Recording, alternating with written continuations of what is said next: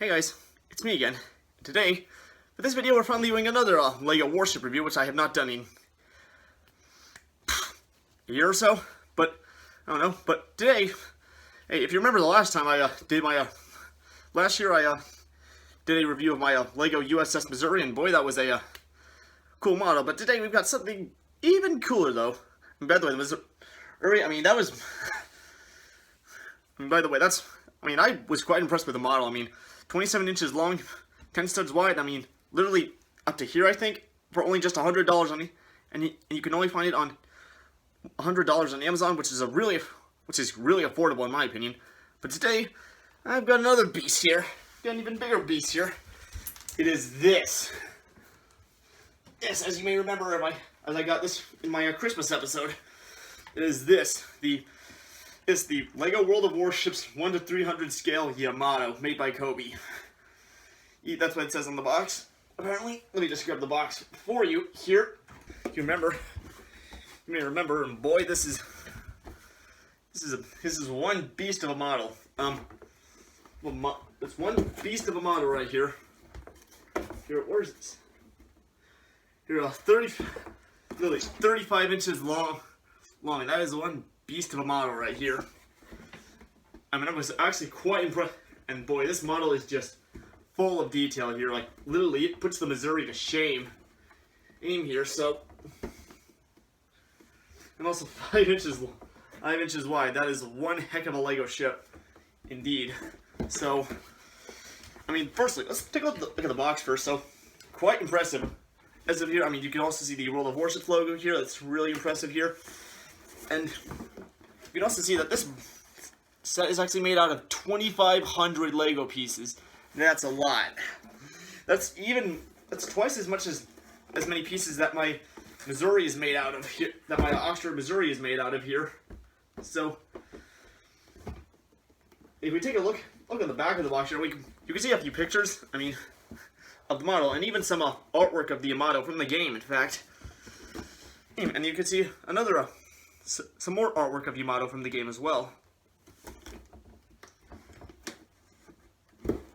What else? So that's here for the box. Now, next up, I'm also going to take a look at the instructions here. And as you're probably suspecting, not one, but 2 instruction booklets. So, and by the way, this thing came in a total of, get ready for this. Get ready for this. 13 bags, literally. Oh boy, and you're probably wondering how long it took me to do this, to build this thing. Well, it took me just more than Christmas just to put this thing together. It literally, I was working almost the whole day, only stopping to play a bit of World of Warships. What else? And literally, with just that stop, literally, I mean, I worked literally all the way till 2 a.m. the next morning just to finish this beast. I mean, this is just bonkers, man. I mean, by the way, with the instructions, not just show how to build the thing, but I'm going to show some more. I mean, but it also has all World of Tanks models as well, as you would suspect. And, at the end here, literally, alright, let's hold the camera like this, but literally, at the end of the instructions, it even has a artwork of the Yamato from the game, and even its specifications, which is just amazing. This thing right here. By the way, that's 18.1 inches for us American viewers right here. So,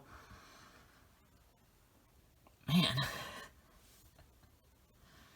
and I was really impressed with what they put in the instructions.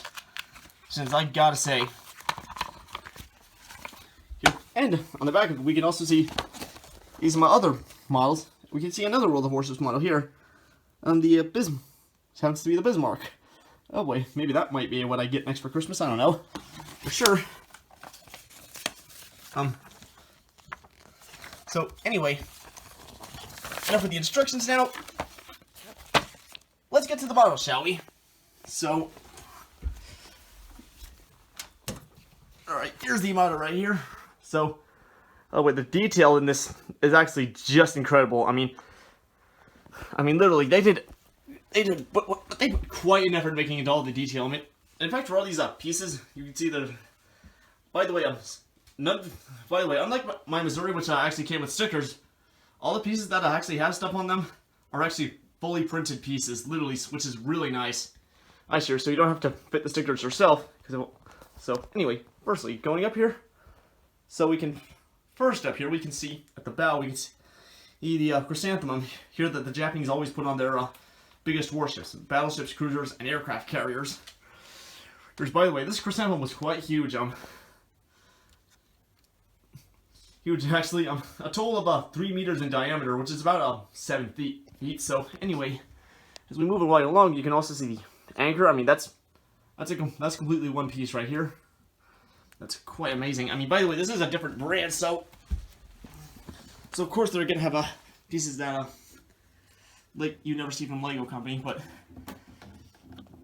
by the way, before we actually get into the model here, it even comes with this stand as well to put it on. I never bothered to put the stand on the stand. So anyway, so you can see the anchor chain here. That's anchor chain here. By the way, these anchor chains, though, they're not like regular Lego chains where they're completely assembled. You have to actually assemble it yourself, which is kind of annoying in my opinion. But you know, I don't know why they decided to do it like this, because that just made everything so tiresome.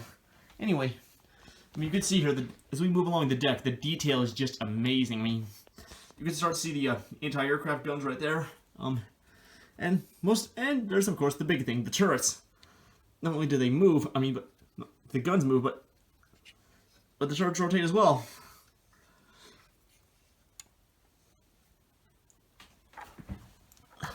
And also, so does the gun director up on the bridge as well. So, moving along the model, you can also see the 6-inch guns here, the same guns I used on the Mogami class heavy cruisers. Well, even though they were originally light cruisers, because this is what they were originally armed with. Anyway, so now you can see now that piece actually for the bridge, that's actually a printed piece, and so are these pieces right here as well. No stickers needed here. So I mean, you can see the conning tower here. I mean, I'm actually quite impressed with this piece that they actually put some riveting into this. So really amazing. And we can also see the 0.9, the 8-inch, excuse me, the 0.8-inch guns. On here are the other anti-aircraft guns as well. Here, trust me. Oh gosh, there were a lot of guns here. This took quite some time to put all the guns in place. So, and by the way, these guns right here. Anyway, right here, they're actually by the way, these guns are actually not. These here, they're just one separate piece. Like, if I just pull this off for you, here, let me.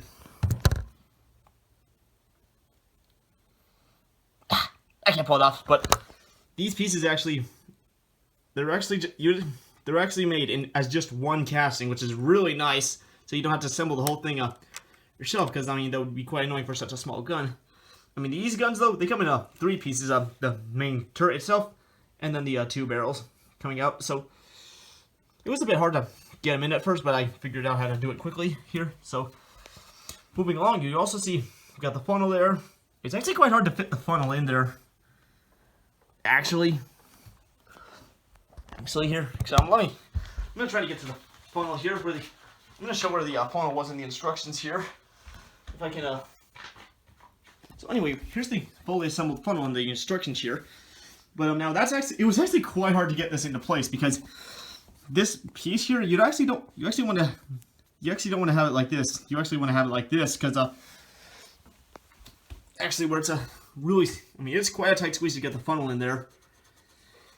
And boy, it was so annoying to get that funnel squeezed in there, literally, so that it would not move. But it's quite a complicated trick. But Rick, that is a bit of a downturn to fit that in. But but it's not too big of a deal once you got it in there.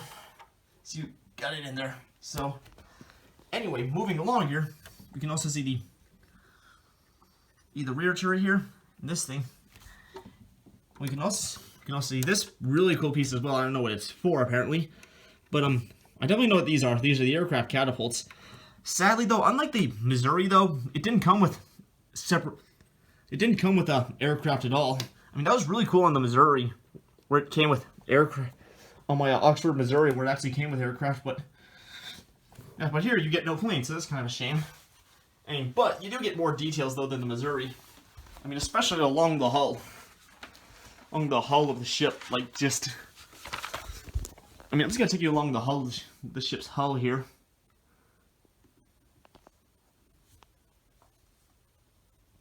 Yeah, I mean, you gotta say, the detail is just incredible, especially with that very thick armor belt right here.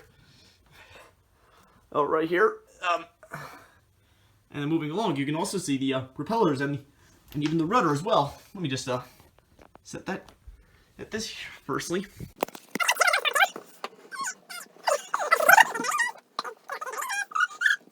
Anyway, so you can see here, I mean, it's got the rudder here and the propellers too. In fact, the propellers even turn here. I mean, firstly, let me actually put this on the stand. Let me just actually lift this up, actually, to show you.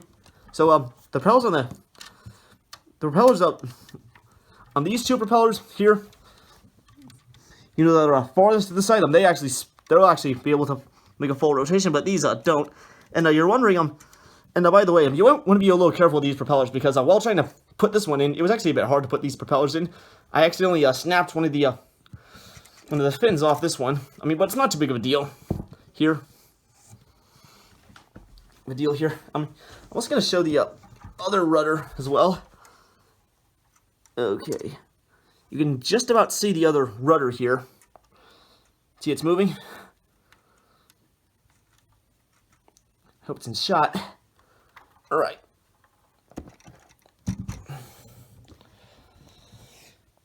Alright. Well, so you've got other details too, like these flags here, and even the Emperor of Japan flag here. Empire of Japan flag, excuse me. Here. I mean, there's even to be a bit of a gap in here for the hangar, though. It's sadly though,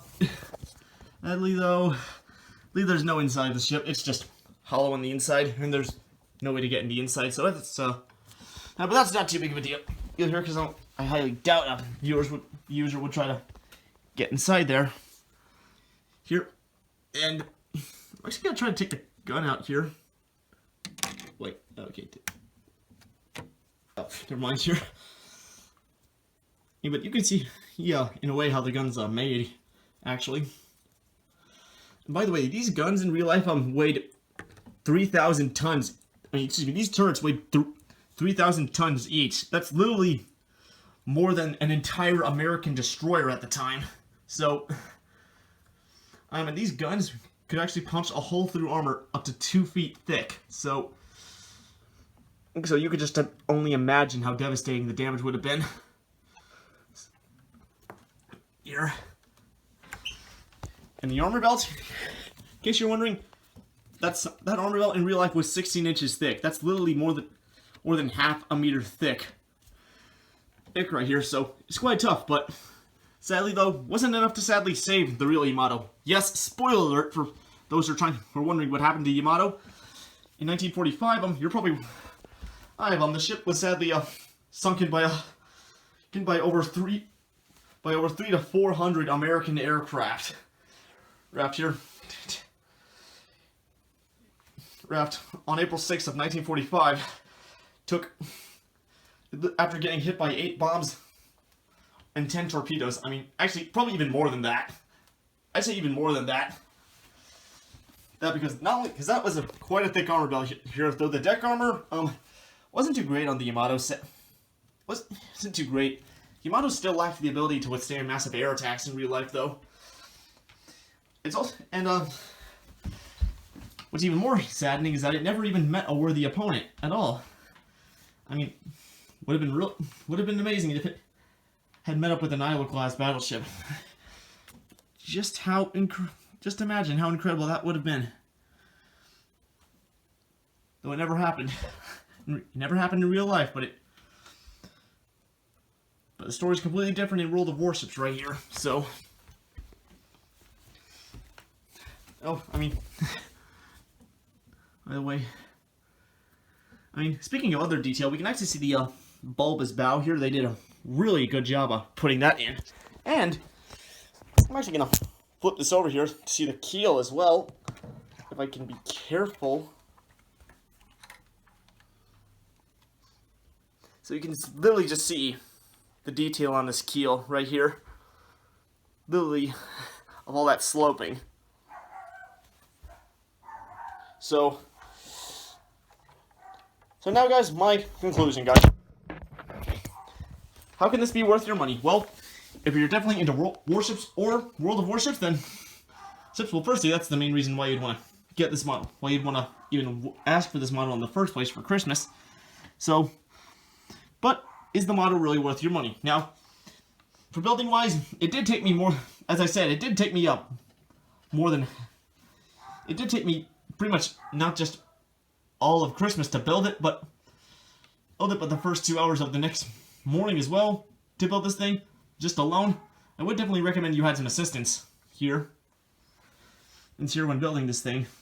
But is it worth the $200 you can for what you can find it on Amazon? So I definitely think though that the $200 for it on Amazon, I think it's gotta be worth it here, because for $200 though, it's quite an expensive price, but it pays off with just the amazing details, the sheer size of this thing, and just every possible small detail. Hell, here, this thing looks just like the real ship.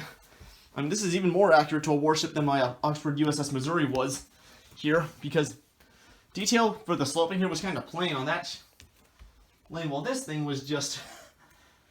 This just looks... Honestly though, Wargaming...